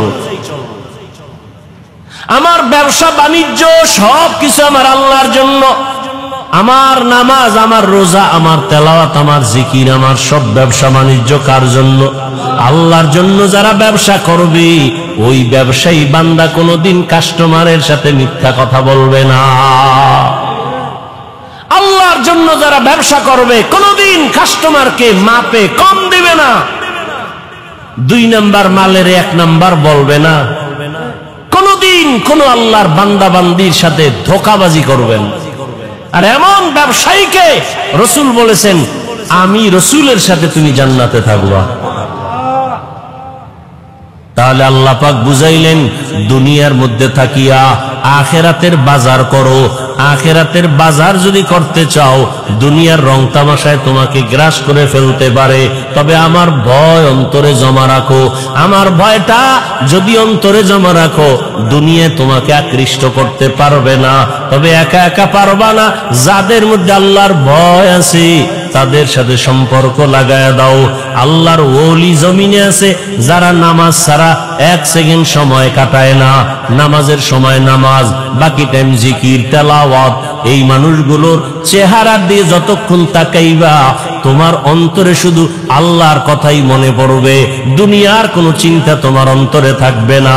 এমন আল্লাহওয়ালাদের নজর লাগাও, তোমার অন্তরটা ধোলাই হয়ে যাবে। আল্লাহওয়ালাদের নজর যখন তোমার ভেতরে আসবে, আল্লাহওয়ালাদের দোয়াও চলতে থাকবে। এক পর্যায়ে দেখবা, এখন তোমার নামাজ ভালো লাগে না, তখন তোমার আজান হলে আর ব্যবসা ভালো লাগবে না। এখন তো আজান হয়ে গেছে, দোকানওয়ালা ভাই চলেন নামাজে, একটু পরে যাই, কাস্টমার বিদায় দিয়ে নেই, এখন বিদায় দিতে দিতে জামাত শেষ, এরকম হয় না? কিন্তু আল্লাহওয়ালাদের সাথে যাদের গভীর সম্পর্ক, এদের অবস্থা দিন দিন শুধু পরিবর্তন হয়। এক পর্যায়ে দেখা যায় একটা সুন্দর করে সাইনবোর্ড বানায় লেখছে নামাজের বিরতি, দোকান বন্ধ। এক সময় কাস্টমারের ঝামেলায় জামাতে যায় না, আর এখন আলাদা সাইনবোর্ড বানাইছে নামাজের বিরতি, দোকান বন্ধ। এটা আল্লাহওয়ালাদের সোহবতের মাধ্যমে সম্ভব, একা একা সম্ভব না। এজন্য আল্লাহওয়ালাদের সোহবত। আল্লাহওয়ালা কারা? বাংলাদেশে তো আল্লাহওয়ালাদের অভাব নাই, তবে সহজ কথা, যার কথা শুনলে, যার কাছে বসলে গুনাহ সারা সহজ হয়, নেক আমল করা সহজ হয়, এমন আল্লাহওয়ালা আসল আল্লাহ। যেই আল্লাহওয়ালাদের নেক নজর লাগলে অন্তরের মধ্যে আমলের আগ্রহ বাড়ে, গুনার আকর্ষণ কমে যায়। আল্লাহওয়ালার সামনে গিয়া বয়ান শুনিয়া চোখের পানি ছেড়ে কাঁদেন, অন্তরে ভয়, যেই ভয়টা এতক্ষণ আসে নাই। আল্লাহওয়ালা খাঁটি আল্লাহওয়ালাদের বয়ান শুনতে গিয়া চোখের পানি যখন পড়া শুরু হয়ে গেল, দিলটা নরম হয়ে গেছে। আল্লাহওয়ালার বয়ান শুনিয়া কেমন যেন এখন আর ব্যবসা ভালো লাগে না, চাকরি ভালো লাগে না, এখন আর দুনিয়াদারি ভালো লাগে না। বান্দার চোখের থেকে পানি বের হয়ে গেল। আল্লাহর কাছে বারবার তওবা করে ক্ষমা চায়, জীবনে কত নামাজ ছাড়লাম, কত বেপরদায় চললাম, কত মিথ্যা কথা বললাম, গালি দিলাম, গীবত শিকায়াত করলাম। আল্লাহর কাছে তওবা করে, আল্লাহ তুমি আমাকে দয়া করে মাফ করে দাও। ভাইরা আমার, মানুষের জীবনের একটা পর্যায়ে আসিয়া নিজে নিজে একটা পেরেশানির মধ্যে পড়ে, আরে একদিন তো মরে যাব, এই একটা চিন্তা চলে আসে একটা সময়, আমি তো মরব, তো কি উপায় হবে আমার, করলাম কি জীবনে। এক আল্লাহর বান্দা জীবন ভর শুধু গুনাহ গুনাহ গুনাহ গুনাহ, এলাকার সবাই জানে বড় অপরাধী, এমন কোন গুনাহ নাই যে গুনাহ তার দ্বারা হয় না। রাতের বেলা একদিন বিছানায় শুয়ে শুইয়া চিন্তায় পড়ে গেল, আরে আমি গুনাহ করতে করতে জীবন আমার শেষের দিকে চললো, আমার ডানে বামে সব চলিয়া গেল, গুনাহ করলাম হাতের দ্বারা, কত মানুষ জবাই করলাম, এখন তো মানুষ আমারে দেখলেই ভয় পায়, জানে আমি এলাকার বড় সন্ত্রাসী, বড় চাঁদাবাজ, বড় চান্দাবাজ, ধান্দাবাজি করি, মানুষ আমার সামনে আসে না, আলেম ওলামারাও আমাকে ভালো জানে না। মন্তরের মধ্যে একটা আঘাত লাগছে, হঠাৎ করে কানের মধ্যে আওয়াজ, মসজিদের মিনারায় ফজরের আজান, আসসালাতু খায়রুম মিনান নাওম, অন্তরের মধ্যে গিয়ে হিট করলো। একটু চিন্তায় পড়ছে, আমার উপায় কি হবে, এর মধ্যে আজানের আওয়াজ অন্তরের মধ্যে হিট করলো। এবার হয়তো একটু ঘুরে ঘুরে মসজিদের দিকে যাই, গিয়া দেখে কেউ নাই, মসজিদ দরজা একটা খোলা, মুয়াজ্জিন সাহেব আজান দিয়া বের হচ্ছে, ওদিকে ইমাম সাহেব রুমের পাশে ওযু বানায়। সন্ত্রাসীর দেইখা ইমাম সাহেব বড় ভয় পেয়ে গেল। ওই লোকটা বলে, ভয় পাইও না হুজুর, আমি এখন উল্টা মন নিয়ে আসি না, আমার অন্তরটা বড় দুর্বল, আমার একদিন মরণ হবে, মালিকের কাছে আমি কেমনে কি নিয়ে দাঁড়াবো, কি জবাব দিব। ইমাম সাহেব বড় খুশি হইয়া বলেন, আসেন ওযু বানান। কয়, জীবনে তো ওযু করি নাই। ইমাম সাহেব বৈশা তারে সুন্দর করে ওযু শিখায় ওযু বানায় দিল, নামাজ পড়াইয়া। এরপরে বলে, আপনি প্রতিদিন নামাজ পড়বেন, একজন আল্লাহওয়ালার পরামর্শ নিবেন। বলে, হুজুর আমি আপনার পরামর্শ নিব। আর গভীর রাত যখন হয়, আমার মাওলা তখন দরজা তওবার খুলে বান্দাকে ডাকে। অতিও গভীর হয় রজনী যখন, নীরবে প্রভুর নাম জপিও তখন। প্রভুর করুণা যদি পাইবারে চাও, গভীর রাতে উঠে প্রভুর গুণগান গাও। গভীর রাতে আমার আল্লাহ প্রত্যেক রাতের শেষ ভাগে প্রথম আসমানে আসিয়া হাজির। আল্লাহ জোহরে আইসা ডাকে না, আসরে আইসা ডাকে না, ফজরে আইসা ডাকে না, মাগরিবে ডাকে না, এশার সময় ডাকে না। আল্লাহ রাতের শেষ ভাগে প্রথম আসমানে আইসা ডাকে, ও আমার গুনাহগার গোলামেরা কই? শয়তানের ধোঁকায় পড়ে গুনাহ করেছো, আমি আল্লাহ ক্ষমার দরজা খুইলা ডাকতেছি। আলা মিন মুস্তাগফিরিন ফাগফির লাহ, আলা মিন মুস্তারজিকিন ফারজুকা। ও গুনাহগারেরা, গভীর রাত, এখন সব অন্ধকার, অন্ধকারে কেউ কাউকে দেখে না, উঠো। ও বান্দা, এখন গাছের পাখিরা পর্যন্ত ঘুমায়, ঘরের মানুষেরাও ঘুমায়, নদীর মাছগুলো ঘুমায়, দোকানগুলো বন্ধ, কোলাহল নাই, নীরবে তুমি একা একা একটু উঠো, ওইটা সুন্দর করে আস্তে করে ওযু বানাও। ও দোকানওয়ালারা, ও ব্যবসায়ী বাবারা, ওরে দোকানদারি কইরা রাত্র 2টা 2:30টায় বাসায় যাও, যাইয়া তুমি ফ্রেশ হইয়া ঘুমায় যাও। তুমি যদি একটু চিন্তা করতা, এই টাইমে তো আমার মালিক আসমানে হাজির হয়ে গেছে, আমাকে ডাকতেছে। কত মানুষ ঘুমাইয়া যায়, উঠতে পারে না, আর তুমি ঠিক টাইমেই যায় বাসায় ঢুকছো। তুমি কি পারলা না ওযু বানাইয়া 2 রাকাত নামাজ পড়া সিজদায় গিয়া যদি কান্না করে বলতা, ও দয়ার মালিক, হারানো গোলাম তোমার দরওয়াজায় হাজির, মেহেরবানি করে তুমি মাফ করে দাও। ইমাম সাহেব পরামর্শ দিয়ে দিল, বাবা ভোর রাত্রে আমার মাওলা বড় দয়ার নজর দিয়া তাকায়, আপনি গোপনে একা একা ওযু বানায় ঘরের কোণে একটু নামাজ পড়বেন, আর আমার মাওলার কাছে কান্না করবেন। চোখের পানি দেখলে মা বাবার মায়া সন্তানের দিকে বেড়ে যায়, ছাত্রের চোখে পানি দেখলে শিক্ষকের মায়া বেড়ে যায়, আসামির চোখে পানি দেখলে বিচারকের মায়া বেড়ে যায়। ওরে ওদের থেকে আমার আল্লাহর মায়া কি কম? আল্লাহ বলে, গোলাম তোর মা বাবার থেকে আমি মাওলার মায়া যে কত গুণ বেশি। সন্তানের কান্না দেখলে যদি মা বাবার অন্তরে মায়া হয়, ওরে ওই মা বাবায় তো তোরে বানায় না, এত সুন্দর চেহারাটা দিয়া বানাইছি আমি, তোর জবান দিয়া কথা বলার শক্তি দিয়েছি আমি, আরে তোরে খানার ব্যবস্থা করেছি আমি, ঘুমের ব্যবস্থা করেছি আমি।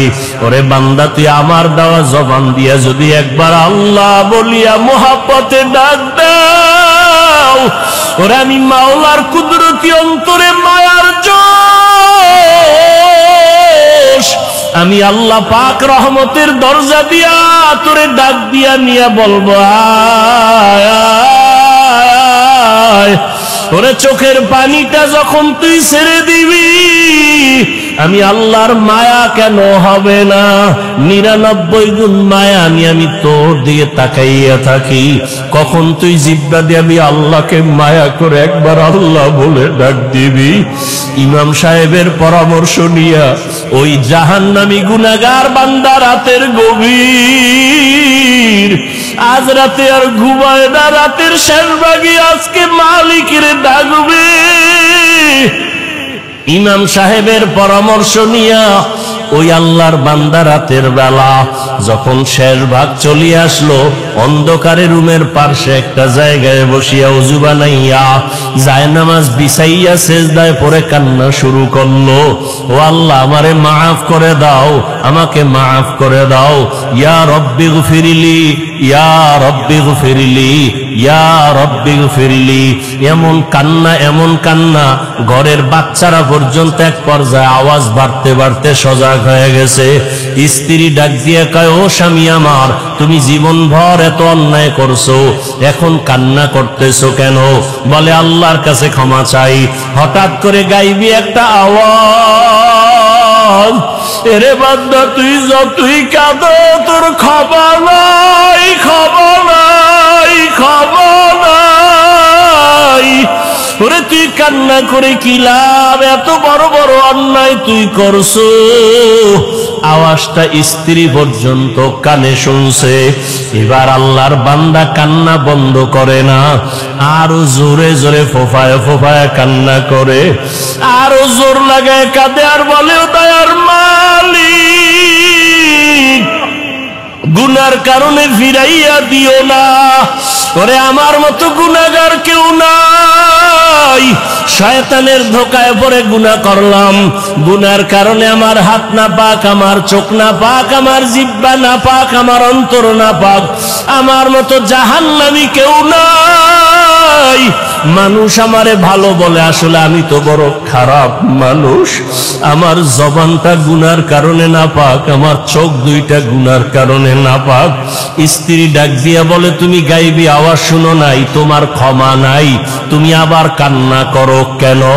আল্লাহর বান্দা বলে, বিবি বলো, এই কান্নার দরজা বাদ দিয়া অন্য কোন দরওয়াজা আছে নাকি, বলো, সেখানে গিয়া কান্না করব।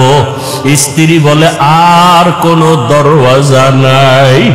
বলে, তাহলে যেহেতু একটাই দরওয়াজা, গফফার নামের দরওয়াজা, রহমান নামের দরওয়াজা, এই দরওয়াজা ছাড়া যেহেতু আর কোন দরওয়াজা নাই, আমাকে ক্ষমা না করলে আমি কান্না বন্ধ করব না, আমি কান্না করেই যাব।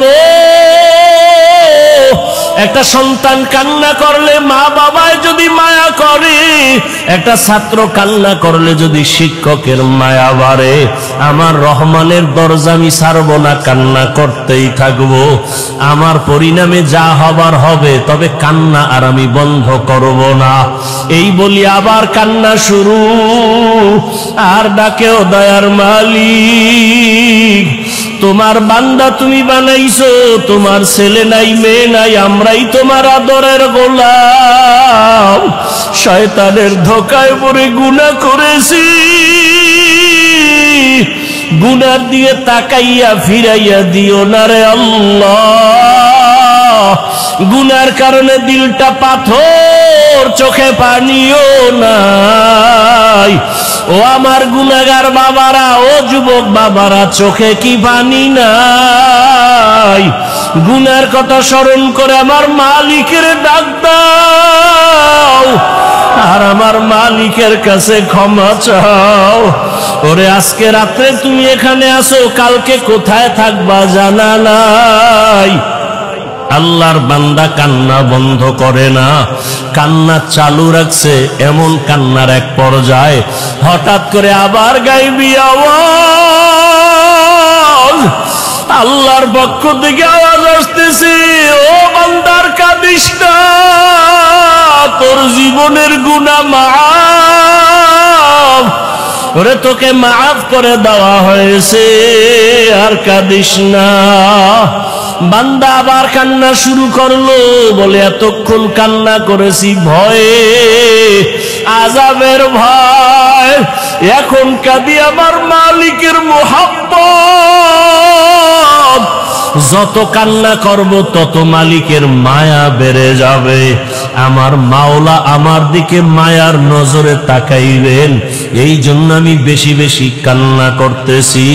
ও আল্লাহর বান্দারা, দুনিয়ার রং তামাশায় পড়িয়া তো গুনাহ কম করো নাই, মনে চাইছে দাড়ি কাটবা, কেটে ফেলেছো, কেউ বাধা দিছে মানো নাই, মনে চাইছে নামাজ পড়বা না, কেউ বুঝাইছে নামাজ পড়ো নাই, মনে চাইছে সারা রাত মোবাইলে গুনাহ করবা, কারো বাধা মানো নাই, মনে চাইছে পার্কে ঘুরবা, পার্কে দৌড়াইছো, কারো বাধা মানো নাই। আরে কয়দিন এইভাবে চলবা, আজরাইলের হাতে কি ধরা পড়বা না? ওরে ঘুমের মধ্যেও তো কত মানুষ মরিয়া যায়, পানির তো ভেতরে কত মানুষ ডুবিয়া যায়, গাড়ির নিচে পড়িয়া কত মানুষ মরিয়া যায়। ওরে কয়েকদিন আগে বিমানে আগুন লাগিয়া কত প্রাণ চলিয়া গেল। ও আল্লাহর বান্দা, ঘুমের ঘরে কত অসুস্থ হঠাৎ মানুষ, ভালো মানুষ অসুস্থ হইয়া মরিয়া যায়। এখনো কি গুনাহ ছাড়বা না? তওবা করো, অন্তরটাকে দিয়ে আমার মালিকের ডাক দাও মনে মনে, আর বলো, হে আল্লাহ, এই মজলিসের মধ্যে আমার মতো গুনাহগার বোধহয় কেউ নাই, আমার গুনার খবর আমার মা জানে না, ভাই জানে না, স্ত্রী জানে না, সন্তানেরা জানে না, ও আল্লাহ কত গুনাহ করেছি, আজকে থেকে তওবা করতেছি, আর গুনাহ করব না। দুনিয়ার সূর্যের গরম সইতে পারি না, বেতের বাড়ি সইতে পারি না, মশার কামড় সহ্য করতে পারি না। গুনাহ নিয়ে কবরে গেলে জাহান্নামের গরম কেমন করে সহ্য করব, হাসরের ময়দানের গরম কেমন করে সহ্য করব, সাপের কামড় কেমন করে সহ্য করব। ও আল্লাহ তওবা করতেছি, আর নামাজ ছাড়ব না, আর দাড়ি কাটবো না, আর বেপরদায় চলবো না। মা বাবার দোয়া নিয়া, শিক্ষকের দোয়া নিয়া, উলামায়ে আহলে হকের পরামর্শ নিয়া নবীজির আদর্শ মেনে চলবো। আল্লাহ আমাদের খাঁটি তওবাওয়ালা জীবন দান করেন, তওবার উপরে মজবুত হইয়া চলার তৌফিক দান করেন, আমিন। আলহামদুলিল্লাহি রাব্বিল আলামিন। والصلاة والسلام على سيد الأنبياء والمرسلين وعلى آله وأصحابه أجمعين يا أرحم الراحمين يا أرحم الراحمين يا أرحم الراحمين رب ارحمهما كما ربياني صغيرا رب ارحمهما كما ربياني صغيرا দয়ার মালিক এত গরমের ভিতরে তাকাইয়া দেখেন গুনাহগার বান্দারা হাজির। আয় আল্লাহ, আমরা আপনার দরওয়াজায় আসছি, তওবার নিয়ত করেছি, গুনাহ নিয়ে কবরে যাব না, হাসরের ময়দানে দাঁড়াইতে চাই না, সূর্যের গরম সহ্য করতে পারবো না, জাহান্নামের গরম সহ্য করা যাবে না। আয় আল্লাহ, আমরা গুনাহ করে তওবা করেছি, আর গুনাহ করব না রে মালিক, আর নামাজ ছাড়বো না, দাড়ি কাটবো না, বেপরদায় চলবো না, মা বাবাকে কষ্ট দিব না। উলামায়ে কেরামের দোয়া নিয়া, পরামর্শ নিয়া, ও শিক্ষকের দোয়া নিয়া নবীর আদর্শে চলবো। আমাদের তওবা কবুল করে নেন, গুনাহমুক্ত জীবন দান করেন। আয় আল্লাহ, আয়োজনকারীদের কবুল করে নেন। আয় আল্লাহ, ব্যবসায়ীদের ব্যবসায় বরকত দান করেন, অভাবীদের অভাব দূর করে দেন। সারা দুনিয়ার মুসলমানদের ঈমান আমল হেফাজত করেন। সারা দুনিয়ায় মুসলমানের কান্নার আওয়াজ, ফিলিস্তিনের জমিনে মুসলমানের কান্নার আওয়াজ, আয় আল্লাহ, কাশ্মীরে মুসলমানের কান্নার আওয়াজ, আসামে মুসলমানের কান্নার আওয়াজ, সারা দুনিয়ার মুসলমানদের উপরে জালেমদের জুলুম চলতেছে। ও আল্লাহ, গুনার কারণে বুঝি আপনি বেজার হয়ে গেছেন। আয় আল্লাহ, আমরা ক্ষমা চাই, নবীর উম্মত হিসাবে মাফ করে দেন। আয় আল্লাহ, জালেমদের ধ্বংস করে দেন আল্লাহ, জালেমদের ধ্বংস করে দেন আল্লাহ, জালেমদের ধ্বংস করে দেন আল্লাহ। মুসলমানের ঈমান আমল হেফাজত করেন আল্লাহ, সারা দুনিয়াবাসীকে হেদায়েত দান করেন আল্লাহ। বাংলাদেশ শান্তির দেশ বানায় দেন আল্লাহ। জালেমদের জুলুম থেকে দেশ ও জাতিকে হেফাজত করেন আল্লাহ। আপনার খাস আহলে হক ওলিদের বন্ধু বানায় দেন। আয় আল্লাহ, গুনাহের প্রতি ঘৃণা জমায়া দেন, সুন্নাত ওয়ালা জিন্দেগি দান করেন, নবীজির রওজায় গিয়া সালাম দেওয়ার তৌফিক দান করেন, বাইতুল্লাহর গিলাফ ধরে লাব্বাইক বলার তৌফিক দান করেন। আয় আল্লাহ, সুন্নতের আলোকে জীবন গড়ার তৌফিক দান করেন।